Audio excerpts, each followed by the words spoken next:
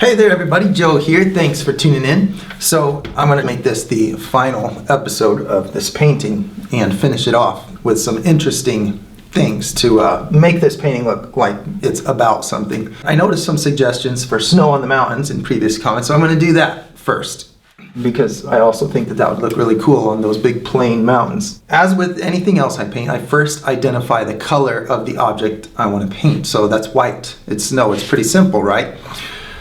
Well, I want to mix the color of my object with any colors of light that it's reflecting. In this case, the snow is pretty much just facing straight up to a blue sky, so I'm just going to add some sky color to the white. But the important thing to always remember when you're trying to make things look like nature is that paint doesn't do the same thing as light when you mix it.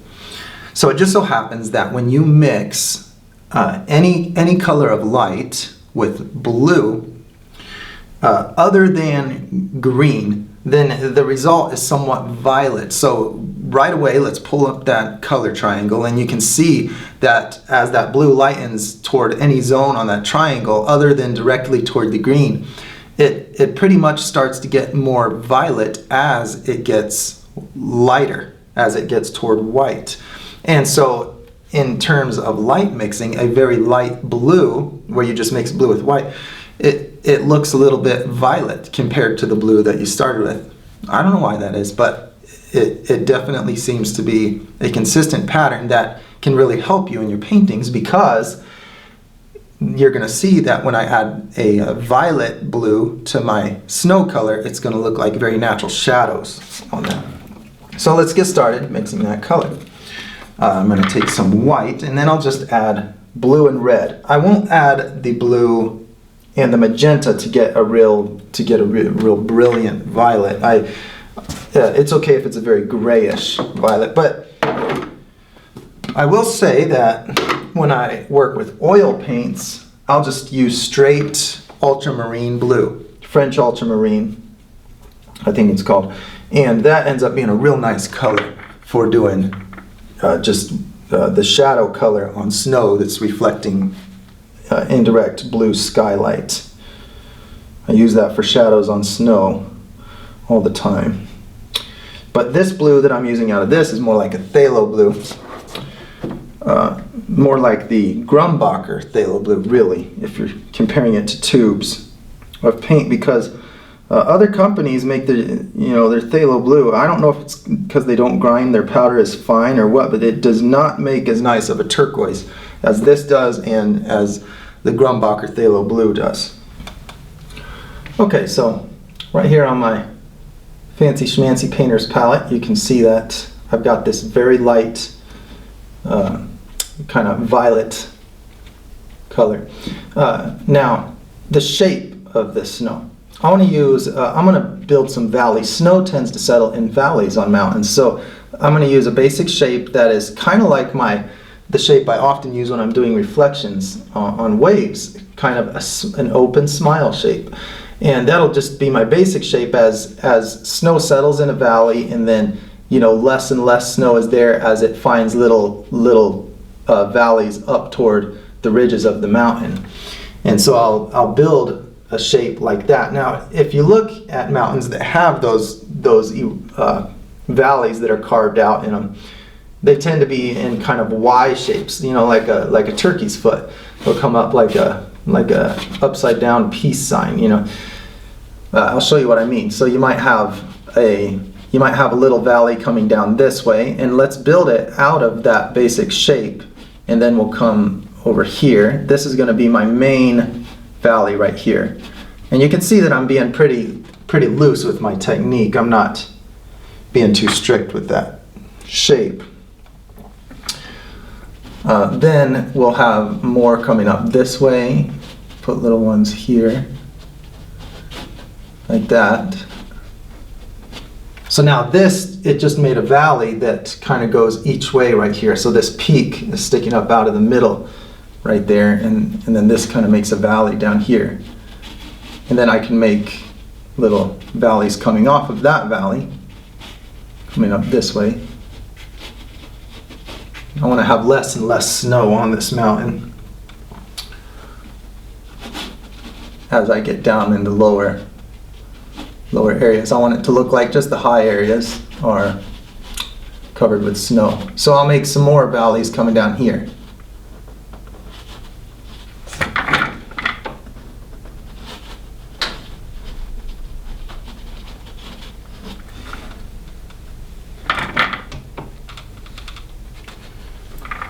See, and this might be just a little one, just this little ravine coming up on that edge.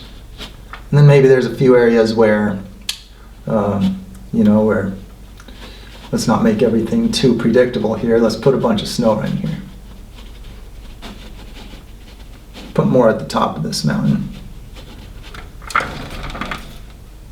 Now I still have to come back with my bright white. This is just a shadow color. And we'll put a lot of it settling on this ridge up here. So the snow just doesn't, you know, it just doesn't stick to vertical surfaces as much. So where it drops down, so I can actually make my mountain have three-dimensional shape by, you know, strategizing where I put the snow on it. See, so that looks like I have a ridge that drops down into a valley, and then there's another ridge here. You know, you can kind of build a mountain that way. All right, how about some more? We'll put some distant little shapes in here.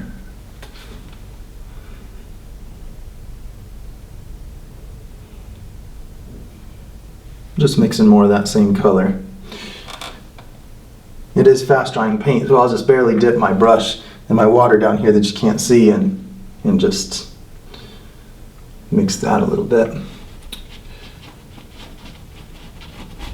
All right, so we've got another valley, you know, behind this. You know, this here, there's a valley in between these, just because I said so. And so I'm going to put snow in there.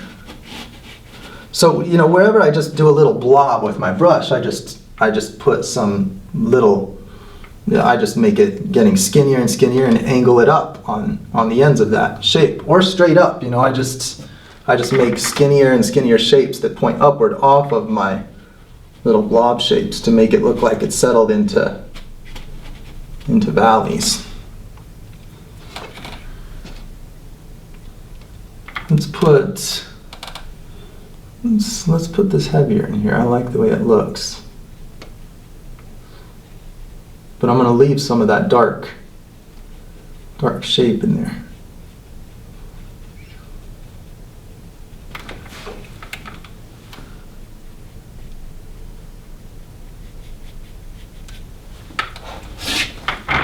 And what do you think? We should put some in here probably too.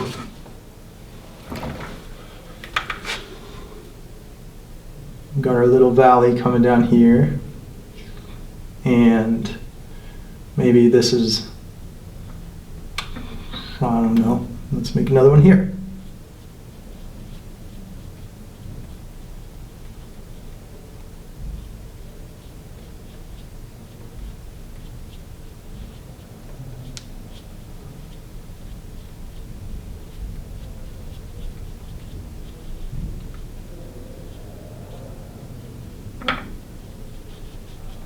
I don't know what I'm doing.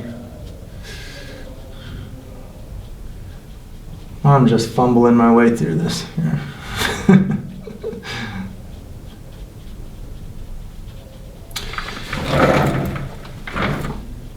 Yeah, I'll just put a few little shapes in there.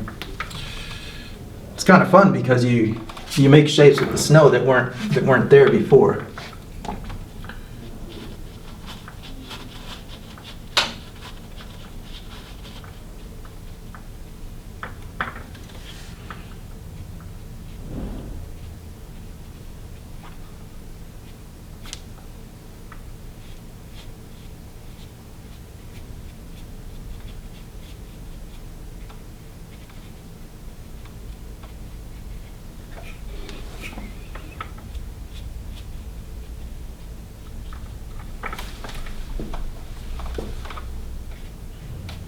All right, cool. Now let's do a bright white. I'll just get my rag and use that to clean off my brush. I just kind of rinse my brush in the water. I'm not real rough with the brush, you know. I don't jam it in that water real hard. I use the rag to massage the paint out of the bristles after I just swish it around in the water, kind of gently squish it on the bottom, but I don't jam the bristles straight down. You know, that really ruins a brush quick.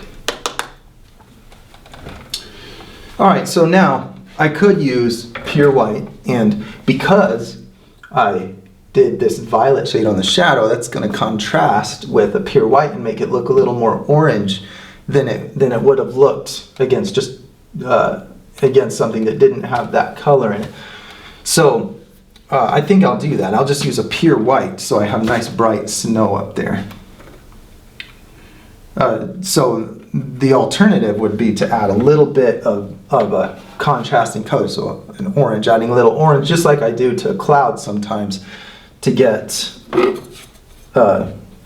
you know, it makes a scene look like maybe it's early morning or later in the day when you add color to that light. And it makes for some real pretty contrast against the shadows.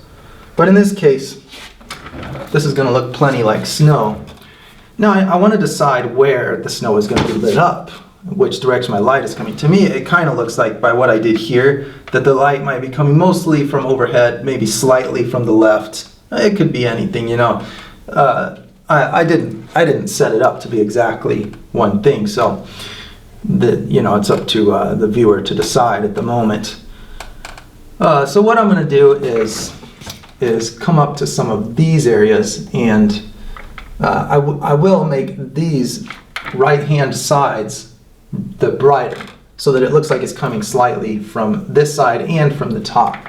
So this snow in here, so watch, if I shade the lower areas of this snow right here, and then maybe make a few bright patches up on top of this, shade the right sides of this, so it's going to start looking like this, the light's coming this way, and everywhere that darker color is left is going to be where it's going more at a vertical angle and not getting as much light here. So see, I have this bright color down in the middle of my valley and on these left facing edges of my mountain. And I might just randomly mix some to just see what happens, because just having the colors will create shapes a lot of the time. Let's just put a whole bunch of bright snow up here.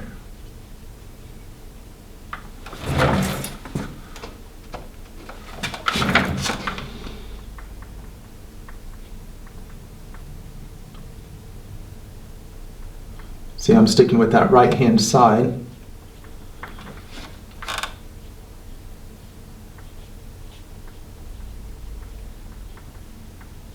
And the lower section of these patches I already did.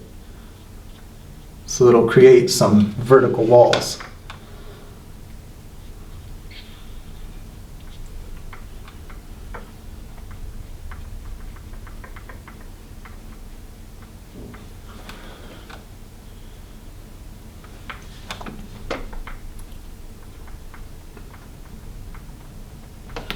I'm kind of seeing an opportunity for a little valley right there. I'm going to throw it in.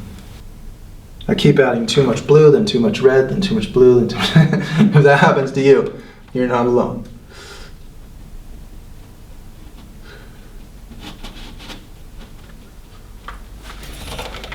See, so I just added the shadow color back in on that left side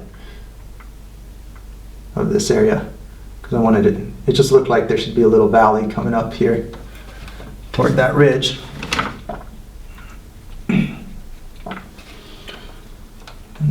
Now let's go back to the bright white. I don't need to rinse out my brush, but you know, this isn't like oils where it instantly contaminates.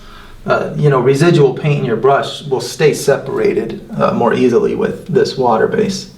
So if I'm using two colors that are real similar in brightness, I'm not going to worry about thoroughly rinsing my brush. I'll just kind of wipe it off in between colors. If I was working with oil, I would need to clean it because it'll totally bleed into your new color real badly.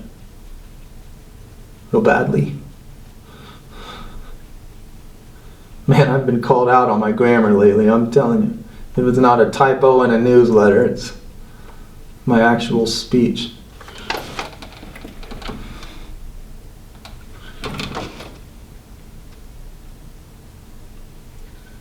Now this is kind of fun because this bright white snow will contrast with the little bit of shadow I have in the clouds. So even though I have white against white, it's a highlight against a shadow, so that gives me the opportunity to make the shape of my mountain stand out right there.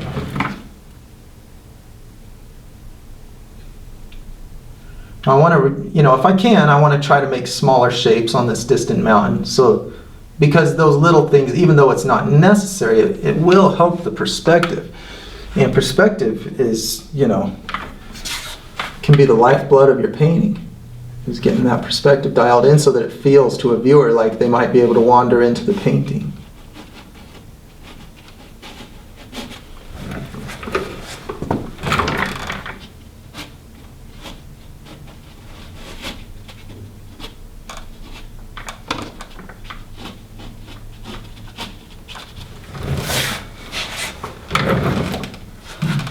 Now I think we could create a ridge. Since this is my bright color, I can make real sharp ridges going across where the sun is striking the top of it,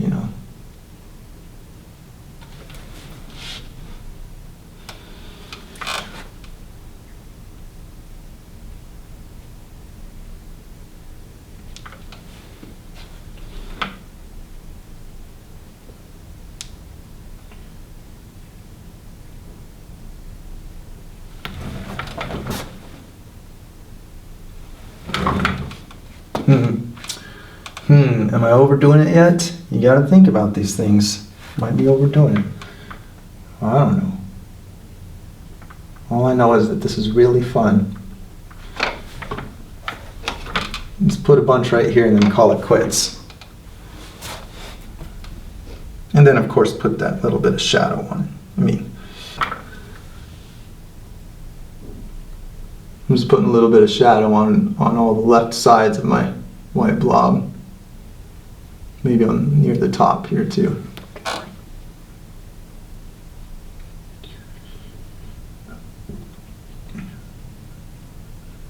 There, now there's a big old section of snow up on that mountain.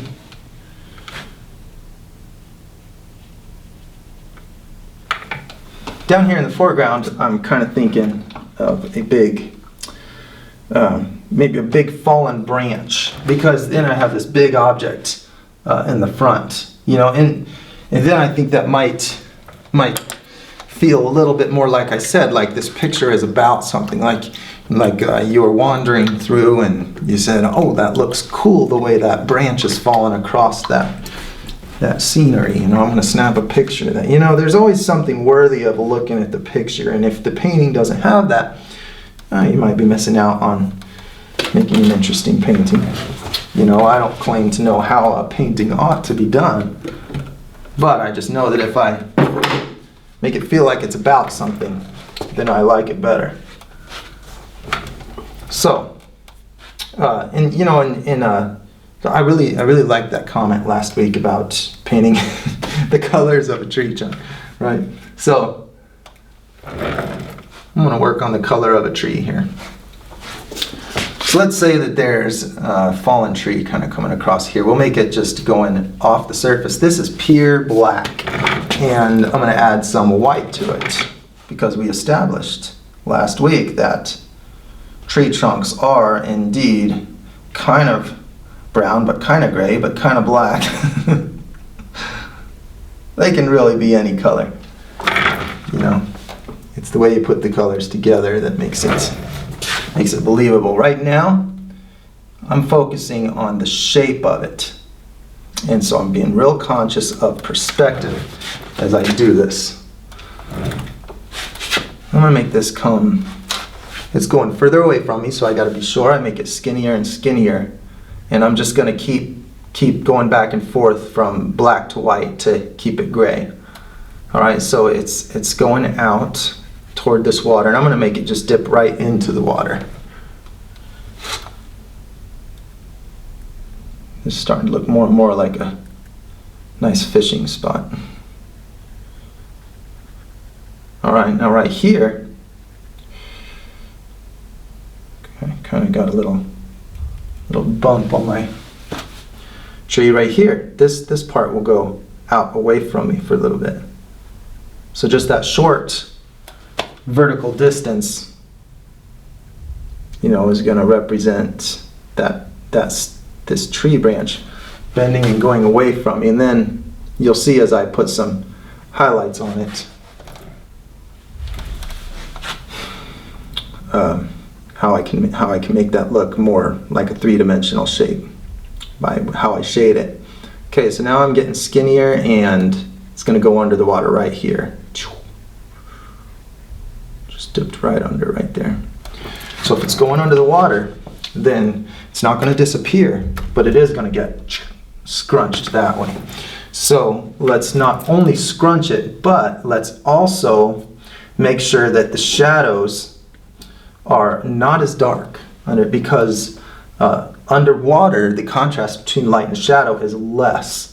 So the colors are not altogether darker or altogether lighter necessarily, but the difference between the light and the shadow is less difference. You have lower contrast because that water is bouncing the light in every direction and lightening the shadows.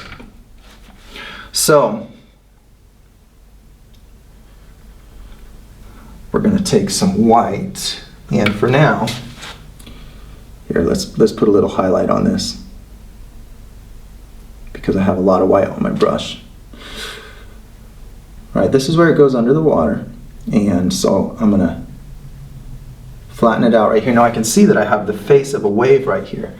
So that's going to stretch the image out. So right there, I'll bend it downward.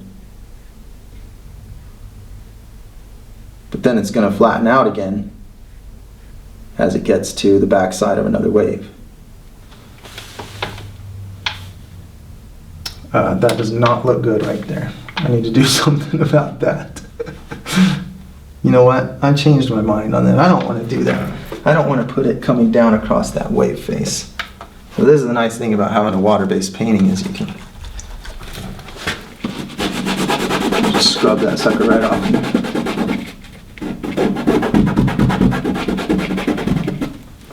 It's going to look better if I keep that scrunched shape.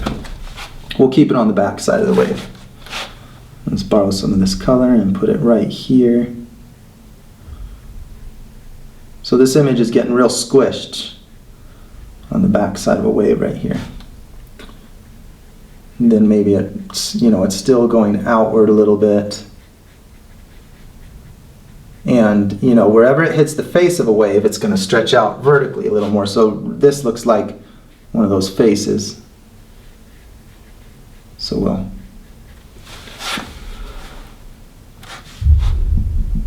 we'll do that, and then we'll make it go across here.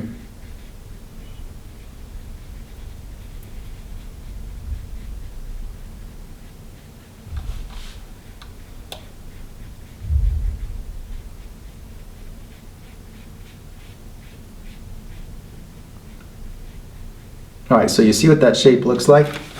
You know, it kind of goes, you know, I keep the width. I keep my width. Here it goes up like a calligraphy pen. If you went up and over, then up, then over, then up and over.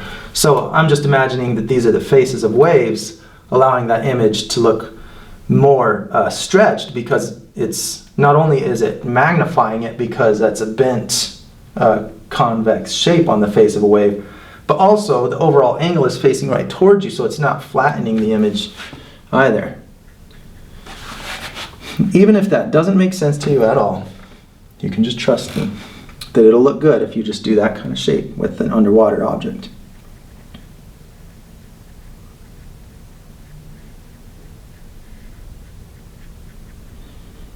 Alright, so here I just want to work on the shape of my tree going under there.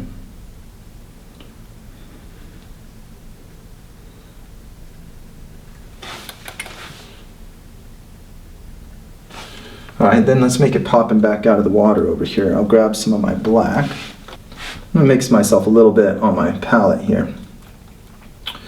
And again, I'm just using straight black and white. So this is where I really like these kind of brushes, because I can use this sharp little edge and do very detailed little shapes with the point of that brush. Right here.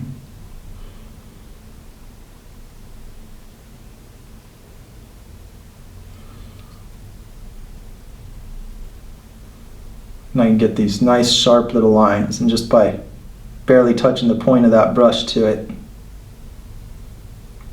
not only can I make it a little line, I can make it a very, very jagged line, like a stick.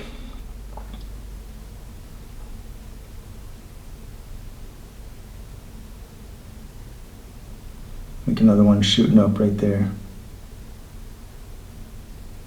Now if a stick is going away from me, I'm going to see a lot more zigzagging. Because it's, you know, just like with the shoreline, how they're zigzagging on that as it goes away from you. When something moves away from you, all of the side-to-side change you still see, while all of the vertical change you don't see. It gets squished. So that is why you have the effect of the zigzagging, because it's showing the side-to-side horizontal change without showing the vertical change.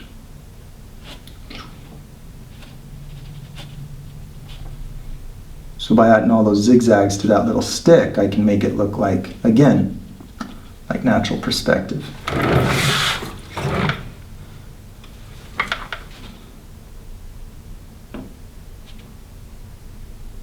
I'm going to make this a little bit fatter.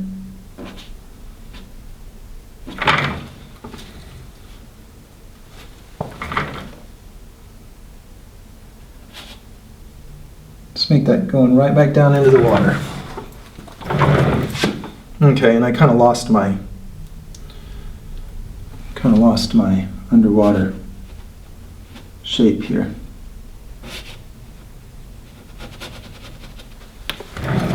Now I am noticing a problem with this, and that is that this is much fatter than this over here. So I want to kind of make those look consistent with each other.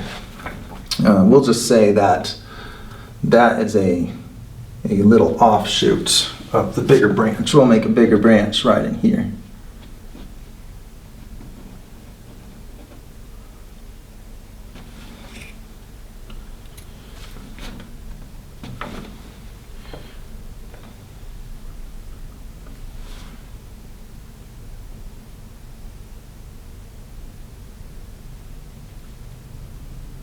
And then we'll make that branch curling right back down into the water again, with a little twig that shoots up. So if I want to make it look like it's going into the water again, I'll grab my lighter color, slightly lighter color. Now if this wasn't in this real shallow water, this very well might be a darker color to represent this stick under the water. There we go. But because it's shallow water and there's lots of light bouncing off that dirt, you know, just like my struggle with the rocks underwater, deciding how much light is bouncing around down there.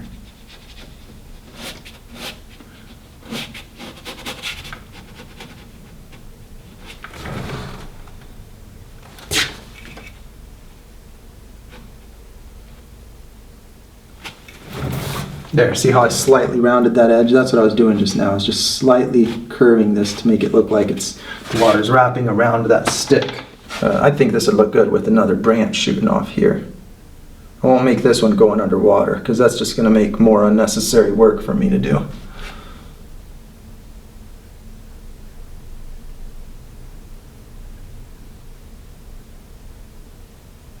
See, if I drag this brush away from the long point of the brush, if I drag away from that, then I can get these real skinny lines. This looks like a good spot for a branch.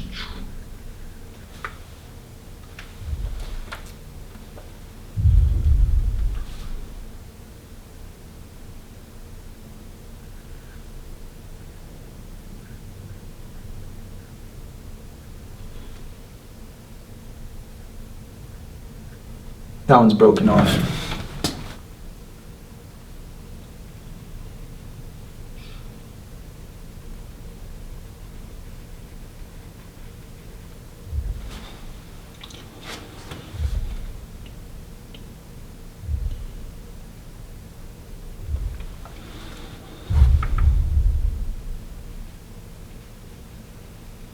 Make this coming right toward the viewer.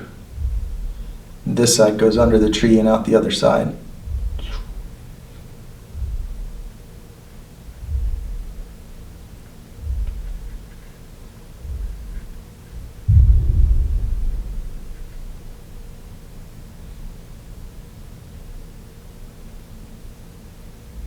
See, now if this is coming toward me, I can again not make it so tiny as it comes closer so that it has a little better perspective.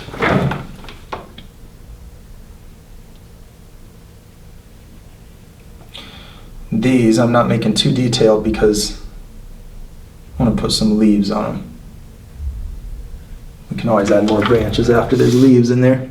A good highlight color on this, I think, is going to be a slightly violet shade. So this is mostly, we'll just say that it's gray tree bark, just like an old oak tree that just has, for the most part, gray. And even if it was a little bit brown, it would only make the color more violet than if it were just pure gray. So I'm going to lean toward violet just like I did with the snow. So again, on that color triangle, if you look at a orange directly across from blue, violet is in between those two colors.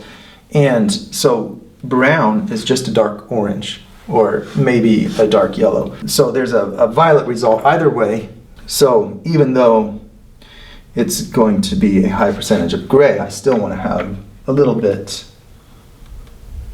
of a violet hue to that. So the way I can do that is just by, since I've already got so much gray in there, rather than using my red and blue, to get that I'll use this bright magenta. That really saturated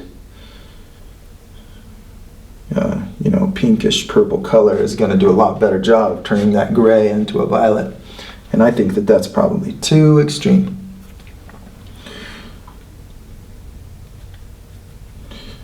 So we add more black and white. Okay, so here's my highlight color. It's just slightly violet. And I'm just going to put some lines in the direction of this, where the tree bark would be.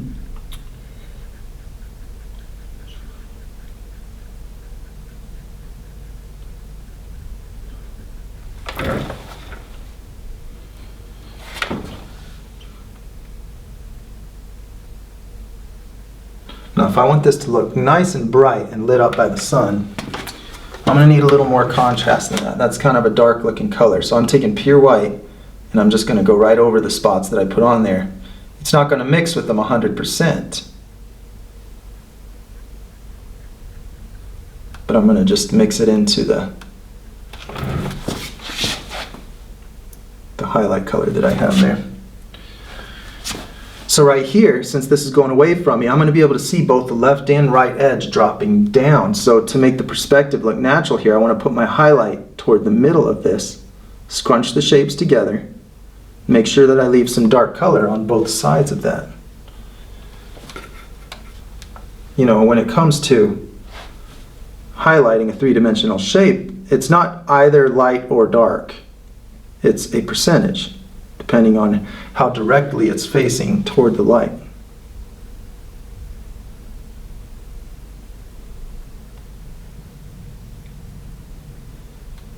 Now, did you see how I stayed off that little bump? Because that's going upward. I want it to still look like it's going upward, so maybe a little bit of highlight right there, but I want to keep that shadow. Put some pure white in there.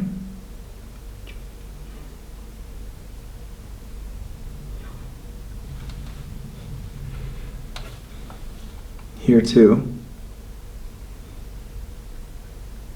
Again, if my white is surrounded by a color, then it can appear to be a bright version of that color.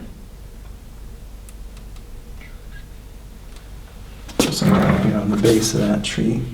Now I do want to make this look like it's kind of rounded, so I'll take my black and try to make a nice gradient.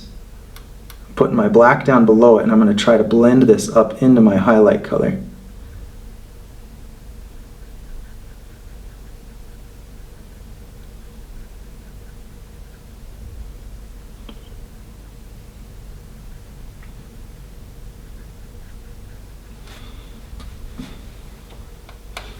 It's going to work better down here where where the paint is still wet.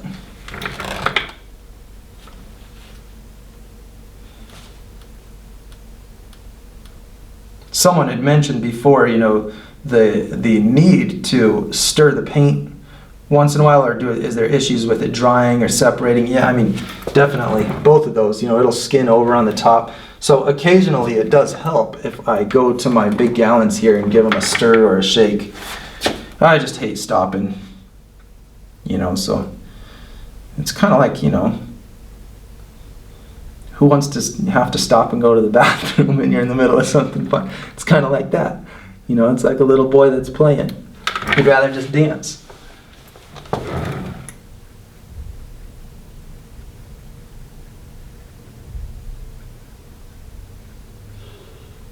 There we go. So I just did that black to try to round this out to make a smoother transition from my highlight to my shadow. More gradual, Anywhere it looks like it suddenly changes, the rounder this is going to look, the more gradual I make that change.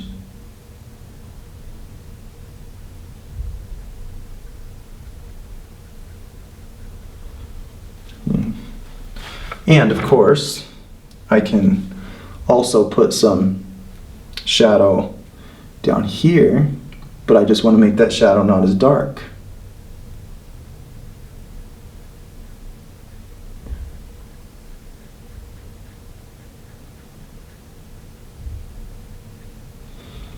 See, and I'll grab some white here.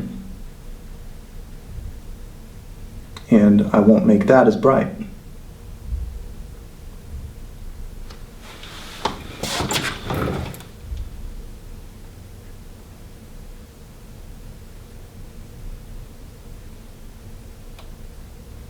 I think that I want to lighten that shadow. I think that kind of hurt my underwater effect. Alright, now, on the underside of this tree, I'm going to have this somewhat yellowish orange light bouncing off of this gray. So that's not going to be violet. If you just add white to an orange, then it's just going to be just a light shade of that color. So let's take my black all by itself and just lighten it. So this highlight is a different color. The difference is subtle, but nevertheless it's a different color than the top highlight. And so I'm going to put that under this tree because all that sunlight is bouncing right off that bright dirt and lighting up the underside of this and bouncing off the surface of that water, which would make a bluer light, but I'm not going to worry about that. Okay, let's make it a little darker because I want this to be subtle. So I'm going to try to use a color that's just a little bit lighter than the shadow I just put on and put that right on that edge. Get rid of my darkest black edges here.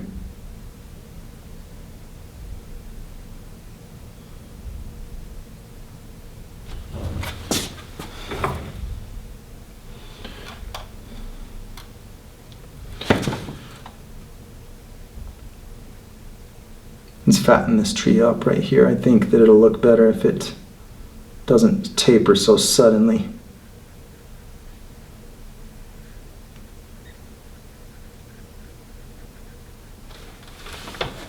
There we go.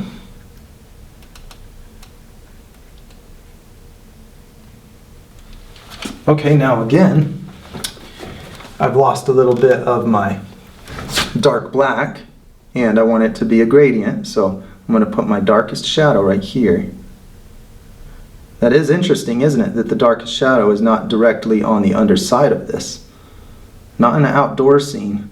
But if it was on a dark, you know, if that was a real dark color that was beneath it, then it would not be reflecting all that bright light upward. So you see, by being conscious of these things, you can make something look much more three-dimensional. The color of light on the edge of an object tells you the shape of the object. It doesn't just tell you simply the colors of light. I mean, it actually builds shape.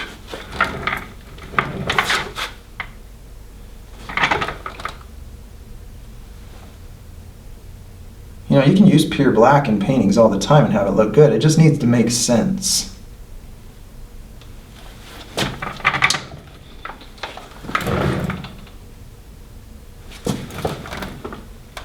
Let's put some pure white highlights in here.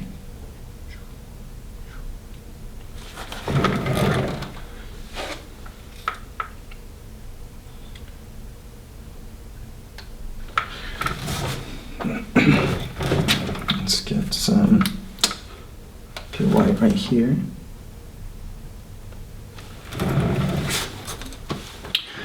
Okay, and then I'm going to do one more edge on this. That's the top edge. So where that's wrapping away from my eyes, that's going to be reflecting a little bit of background color. It's not going to be quite as bright as the highlight area. So I'm going to just take my gray again. You know, this background color is probably more blue than anything else, so the violet would be the more appropriate color, but I'm going to darken it a little bit. I don't want it to compete with my highlight. I want it to still be darker. So I'm going to come up in here and get rid of anything that looks like that just black, white, gray mix that's on that top edge, and replace it with this wraparound color.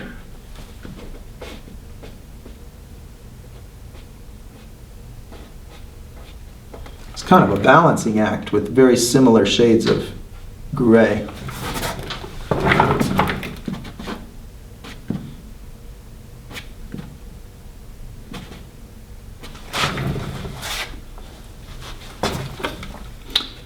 Let's put a little bit on this guy. Kind of missed the highlights on him.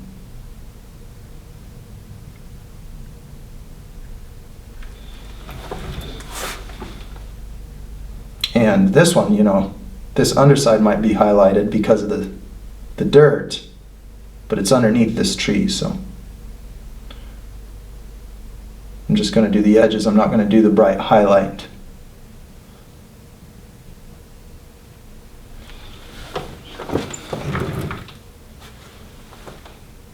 Let's get some pure black.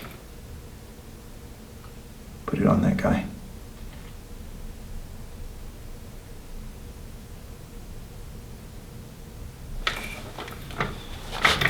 There we go.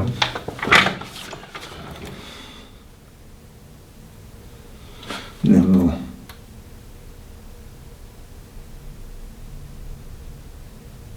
finish that off, put a little bit of an edge under here. Right there. And get a little bit of my black again. Don't want to lose that dark shadow. All right, so now I'm ready to start putting leaves on this guy. Okay, now I'm just going to do some straight to the canvas mixing here. So I want to do a dark green, so yellow, blue, and black. A lot of the time, this blue is such a dark blue that you don't even need the black. These buckets are getting down to the bottom, so I kind of have to look in to see that I don't dip my brush too far, completely submerge it like that, like I just now did. Oh well. All right, so I'm just going to put some of my shadowed leaves first and get some pure black and put that in there. Just green and black. You know, you definitely can just use a green right out of a tube or a can. I just made my green, because if I make my green with blue and yellow, then I can ensure that it's not going to be too saturated of a green in a nature scene like this. But when you're adding black, that's not really an issue. I kind of like the rough, unmixed look. Sometimes it adds a nice impressionistic feel. Sometimes.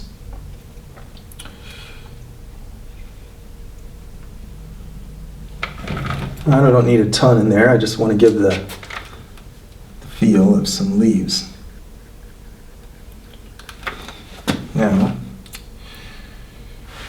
let's put a few more in there. I mean, this branch did fall down, so it must not be too healthy and lush.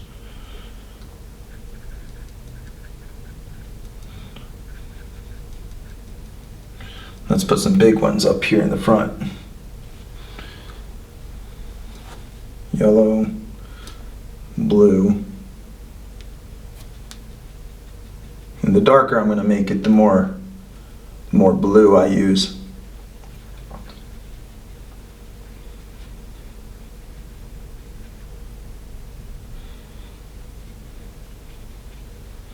See, I'll just go over the areas of the branch I think are not as well done.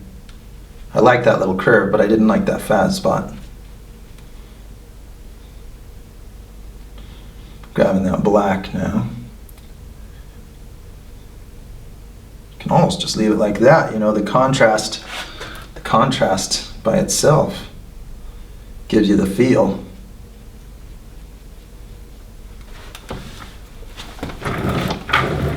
And I think you could use a few in the background there too. Let's put a few in here. There's a nice thing about this brush is it has this point on it, so the more pressure I use, the larger shapes it makes. So if I just dab it on here, I get these tiny shapes. Same kind of shapes too, just smaller.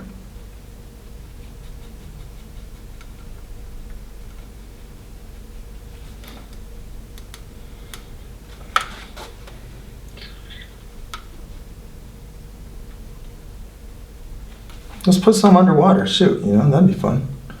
Let's just put some, we'll just gray out that green color. Get some black and white here. And then we'll just take these shapes and make them stretched out horizontally because they're getting squished by the underwater distortion.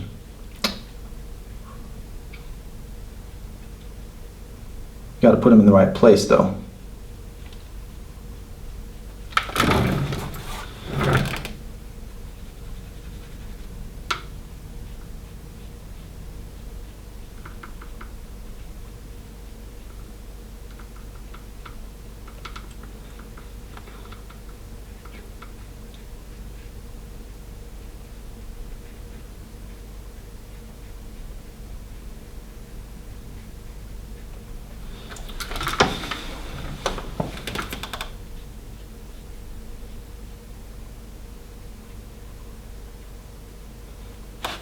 All right, let's do some highlights. So again, I'm going to take my blue and yellow this time without the black and maybe just a lower percentage of blue to get just brighter green. So this would be, let's call it, I don't know, I'm still torn between source color or local color. Both of those are good ones. We're putting the green without the shadow.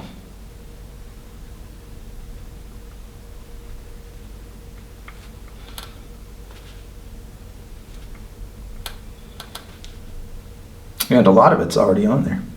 This green where I didn't mix the black in. That's kind of one valuable thing you get out of mixing right on the canvas is the variation of colors that are there on your canvas.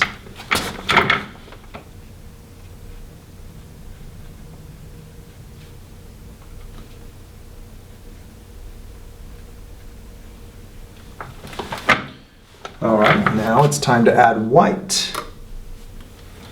Let's just see how it feels. I'm going to add white to my local color now. Adding white to the local color. Adding white to the source color. Now I'm taking the source color. Anyway, you know, I like source better. I definitely like source better. Let's add some white. A little more white. I want this to really pop. Okay.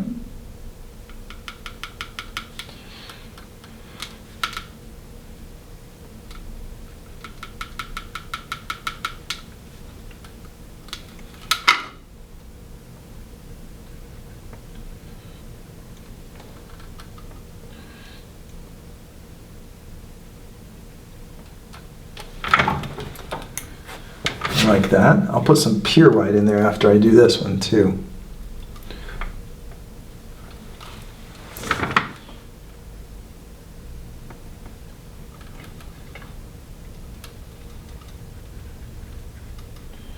Just kind of letting my hand naturally shake around as it does so well. And just staying toward the top area of all of my leaf clumps. Let's put some in here too.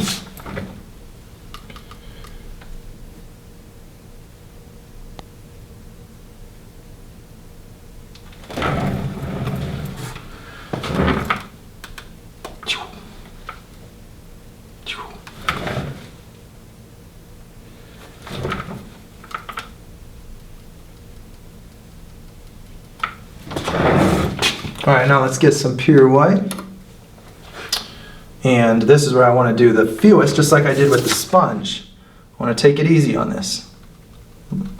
Little shapes, skinny shapes. It's just a highlight.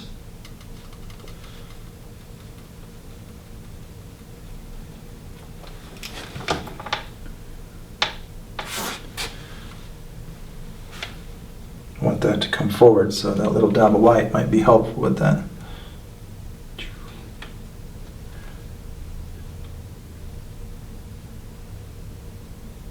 See, I'll just kind of dab the brush sideways like that to get a skinnier shape.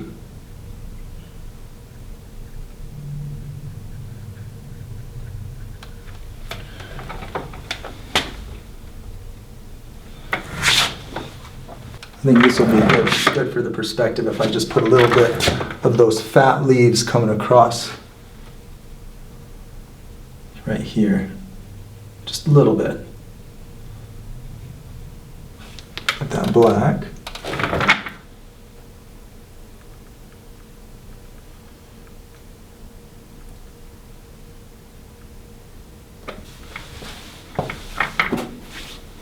I already have my green in there, so I'll just grab pure white and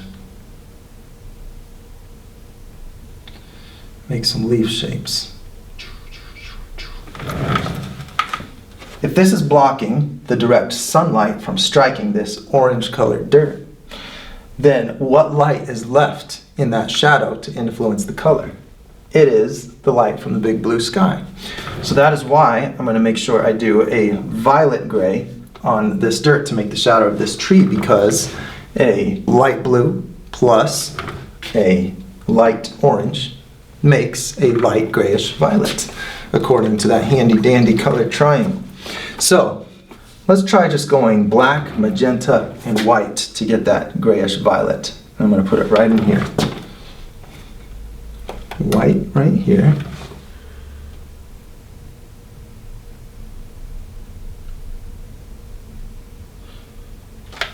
Okay, and then I want magenta. Let's get that out of there. Not too much though. I've used pure red before too to get that same, you know, when you use the black and the red and the white, a lot of times that makes a nice grayish violet. So, you know, try it out, see what you like.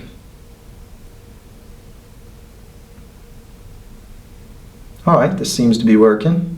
So I'm going to take this shape, and wherever I want this to look like it's higher off of the ground, I'm going to make this shadow further under the tree. I'll just paint it right in between these leaves I made.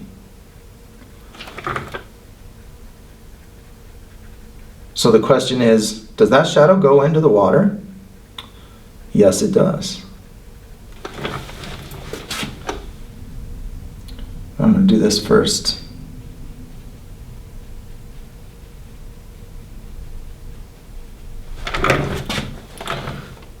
Let's get a little more black and white in there.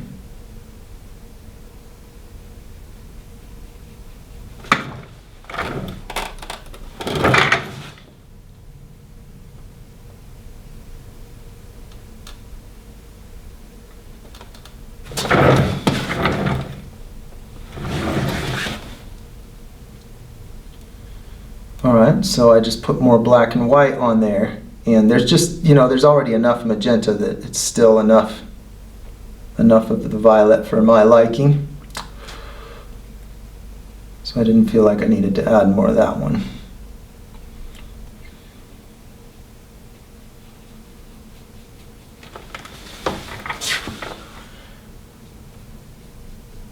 Now the shadow should be, I want it to be skinnier than the tree itself, because the shadow is in perspective, getting flattened out by the ground. So if I make that too fat, then I'll come back and cut it in with this dirt color to make it skinny again. Alright, so let's take that shadow right into the water. But in the water, I'm going to do the same thing that I did with everything else. I'm gonna make it lighter, and I'm going to distort it according to where the wave faces are. So see, here's a wave face. Taking that shadow. See, I have my lid here. I'm mixing these grays on. This is this is that same violet I used on the tree. I just so happen to be using the same mix right now, so I'm just using it off of this lid.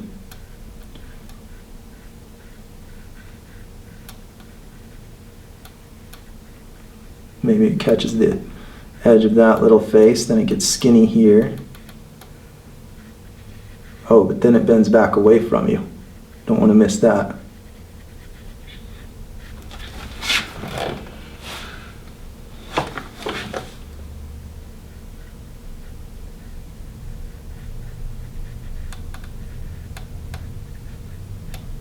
Then I need it to come and meet right up with this guy.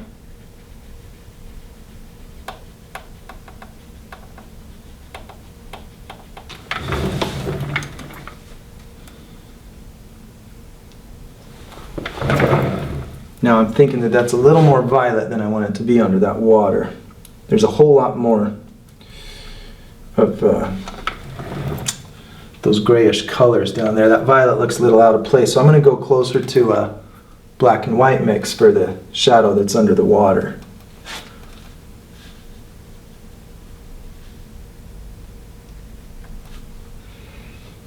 Just black and white.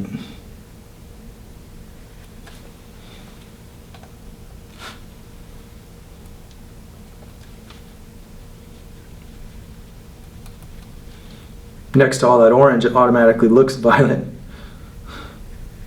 Just the straight black and white mix. Alright, let's take a little bit of pure white. Surface tension makes that water wrap upward onto the object a little bit as it comes out, and then it reflects. If there's a sun overhead, that might send the sun straight to your eyes. Let's reflect a little bit of sky on this shoreline right here. So let's put a little bit of our blue and violet, because we're mixing the sky with the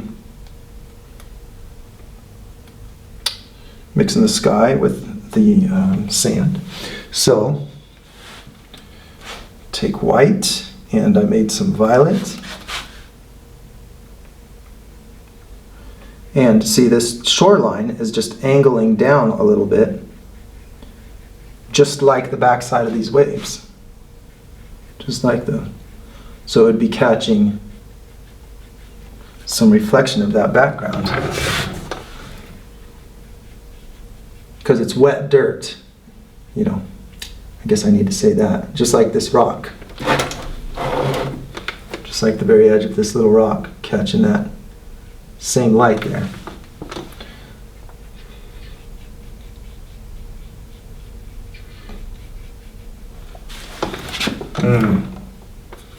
But right there, it's not catching it. Let's put a little bit of black.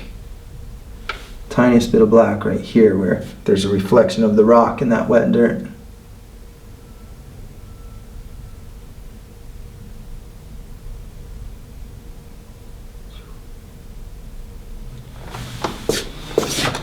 Okay, back to the reflection.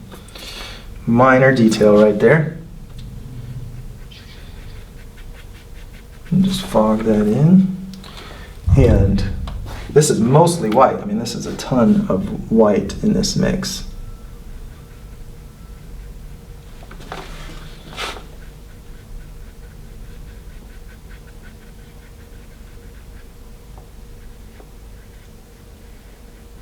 Everywhere where my dirt meets the shoreline, and it's angling out toward the background.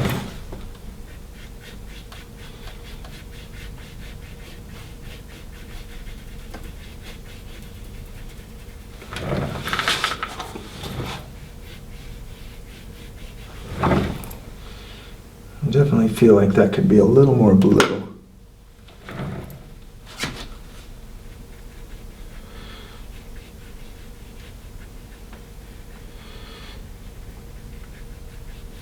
Now it's kind of weird, there's a little bit of a conflict of color here.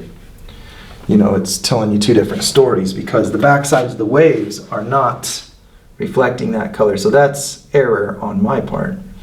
So what I need to do is just put that color here instead.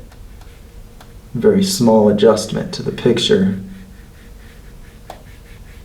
That will look better.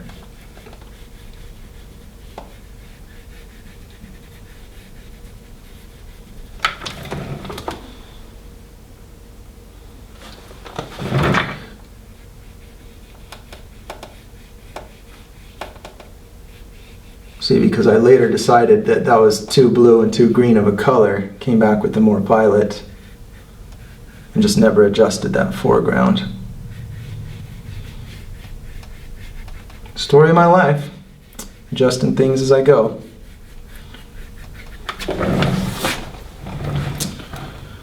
Right there, oh man, you know what this is missing? I didn't even make a reflection of that tree stump. See, and that's a totally different thing than the actual shadow on the bottom. Oh, we got to do that real quick. Here, let's blend this out a little bit better. I'll just use some water. Try to soften that.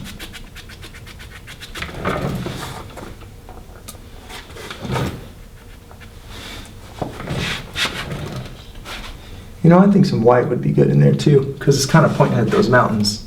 Maybe just a little bit of, right there where it's the wettest and most reflective.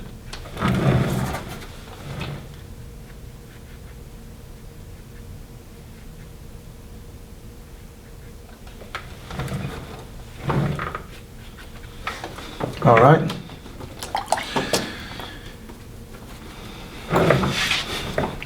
Okay, so I had a orange. I've got this orange color mixing with the reflection of this. So I'm gonna ignore that shadow and make a reflection that is a separate thing from the shadow. The shadow is happening on the dirt under the water and getting distorted as it comes out. So the reflection is gonna be a different story. I'm gonna make mostly a black and white mix. This is gonna be the last thing I do. And then add a little bit of this red and yellow to it. I don't know why I put some blue in there. That wasn't the best.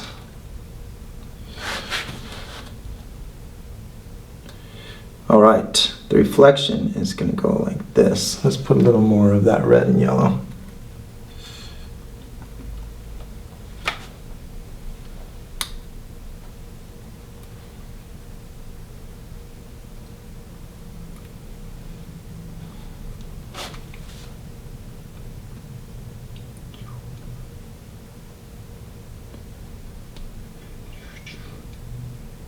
I'm just making kind of a mirror image. I'm imagining this shape flipped upside down. And so, you know, where it intersects, this is where things get real tricky. You know, you don't have to do this, but But you know, where the reflection intersects the shadow, well, that's altogether less light, so I need to make a darker color where they intersect. Right there, then go back to my lighter color, where I'm doing just the reflection.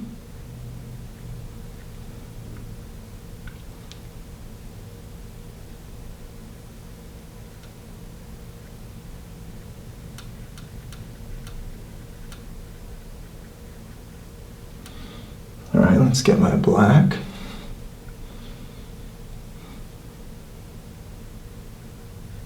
This is where the two things intersect.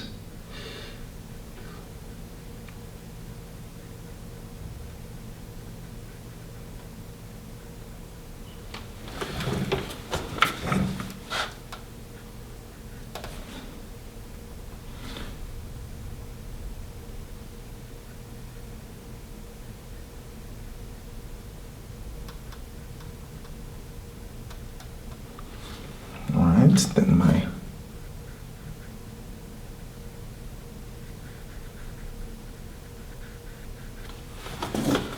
reflection color here.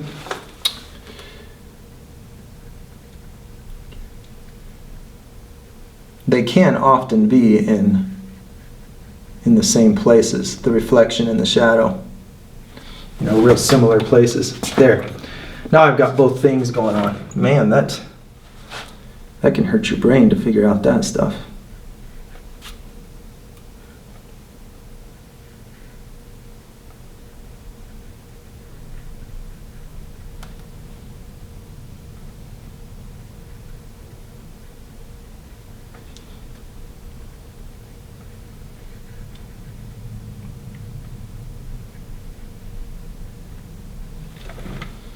Let's make sure we put some reflection back in here too. This water is just a little bit deeper, so.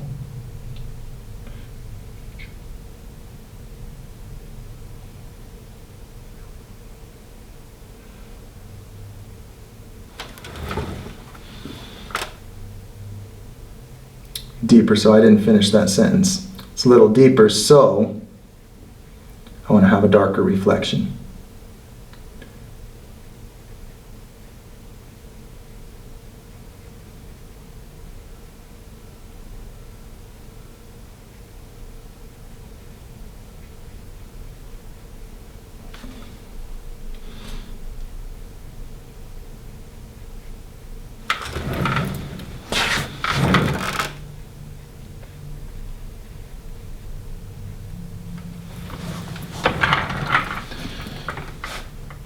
Whee! Man, that was a doozy at the end there, trying to think of all that.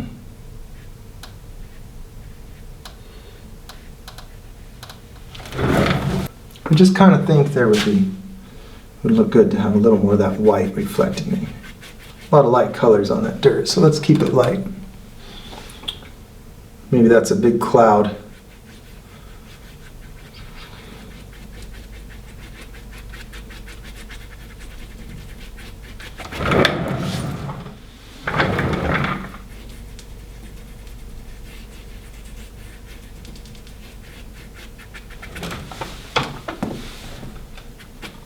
I didn't do shadows of the leaves either. Definitely should do that.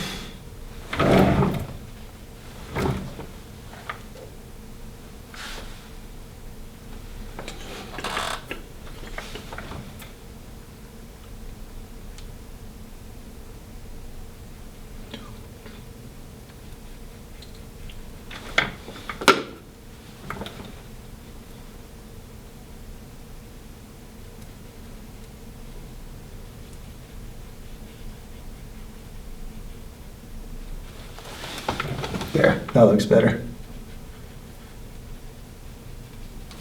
Sometimes you do things and you just have to see them to realize that you don't like them.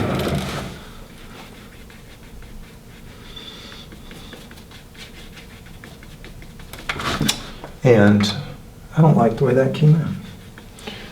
So I'm going to change it.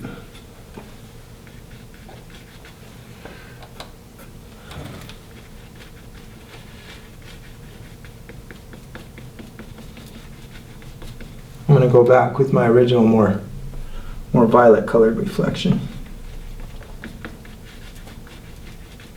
Mixed with orange dirt.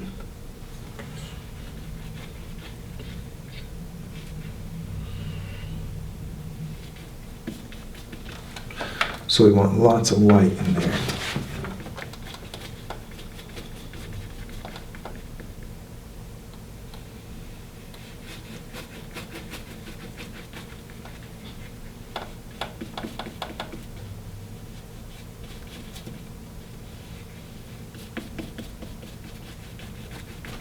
Let's put a little bit of blue.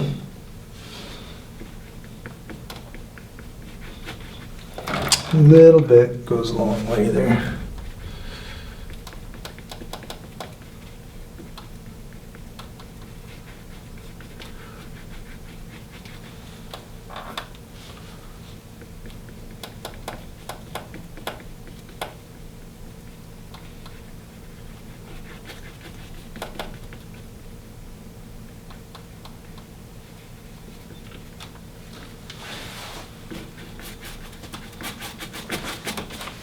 All right, cool. And then down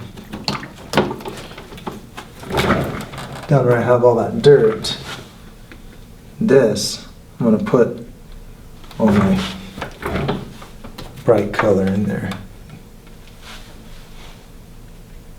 My yellow, then the red, the colors that I have shown in this underwater, so it'll make sense.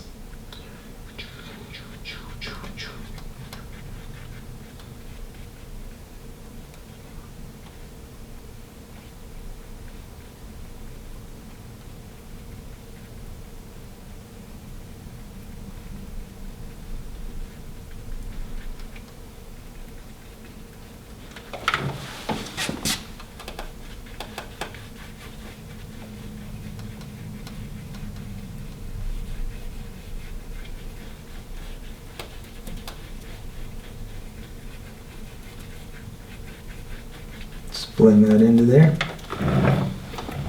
Oh, I definitely like that better. Look at that, that looks way better. I'm glad I did that.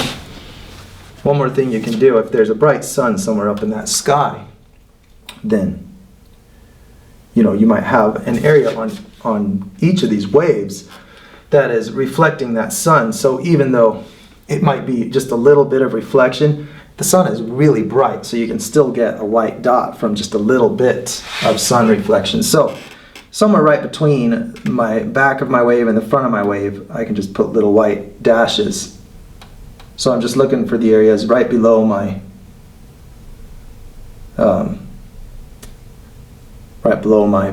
back sides of my waves. And you can do it wherever, whatever areas you want to. I don't even think it's necessary for the picture. Just a fun little effect you can do.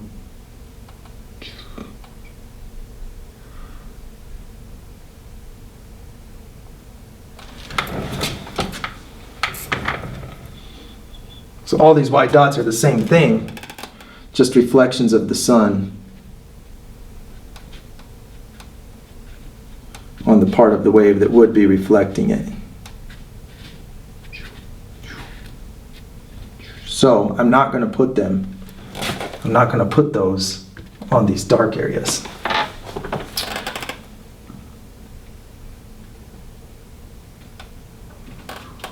Maybe a little over in here.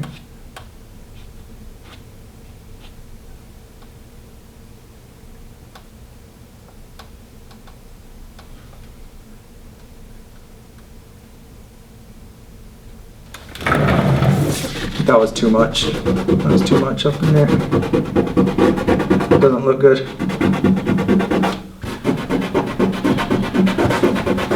Yeah, easy does it. Easy does it on the white spots. While we're at it, if there's a sun up there, let's put little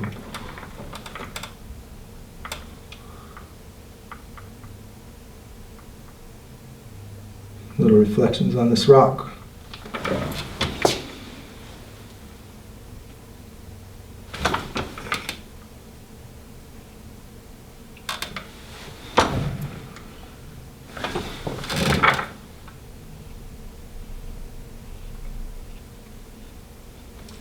Okay, I'm on the last week's video, checking out the comments. Chris Trenner brings up Kevin Hill, also a fantastic painter. I went to his channel. Kevin Oil Painting is the name of his YouTube channel. And so if you haven't seen it already, it was new to me. Amazing oil paintings. I was very impressed. Ooh, I like the sound of your app idea. Sounds awesome to me. Thank you, Shed's channel. That's a nice compliment. And it's really nice reading all of the comments about the app that I mentioned on last week's video. I really appreciate all of the feedback. A lot of great insights. Cole Mahan says, just curious if you've ever experimented or were willing to experiment with abstract or surreal paintings. I think that would be a really fun experiment. I'm going to have to do that. Florian Greyer says, thanks for your good descriptions. Regards from Germany. Thank you so much for that shout out from Germany and for that very nice compliment. Florian, I'm very happy to know that you find it useful. Paula Ellis brings up a good point. How would the app illustrate what the paint does when the computer uses light to illustrate the answer to the question? How close would the colors look on the computer screen to what they look like when someone does in real life? There's always a level of inaccuracy to the original thing that you're portraying when you're going from one machine to the next machine, but comparisons are where the value is. If you have this on your computer screen and if you have this on your computer screen and if they were paint and you mixed them, then the result would look like this.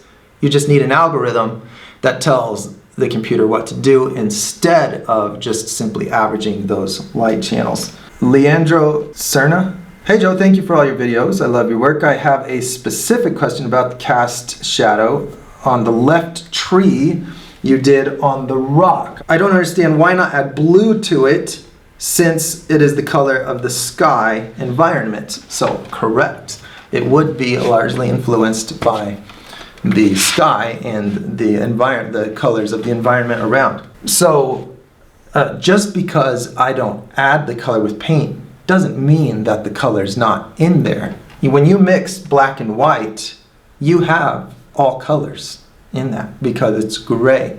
The color already exists in a gray. Gray has all the colors in it. It's just a matter of, do you need more of it? So if this was something that was very far away from a blue in the actual color of the object, then I may not want to have more blue than what already is in that naturally, in that gray that I made. So if you're talking about paint, yeah, there's not blue paint in there. But if you're talking about actual visible light, there's definitely blue light reflecting off of this part of my canvas where it's gray. So it's just a matter of how much blue you want if you want to add the extra blue paint to get it to be more. Yeah, you definitely could, and it would probably look good. It's just a judgment call on the part of the artist. Luz Montoya says, I like the way you show how to fix mistakes, talking about the reasons you redo it. Thanks a lot. I'm very glad to hear that. Sweet Latouf, good luck in your app. That's a great idea. Can't wait to see it. It would be great if it makes it easier to understand color contrast as well. Thank you for your effort. It definitely would make that easier to understand. I guarantee it. Pseudo Baser says, thank you for not covering everything right after saying don't cover too much. Let the colors in the background show to create depth. It's frustrating to watch painters go too far when highlighting. Do you ever use red to dull your greens instead of black for your shades? I totally appreciate what you're saying. Yeah, I'm big on not painting over what I've done. It always is, I'm so frustrated. Again, referring to Bob Ross, he would just go right across that beautiful background he painted.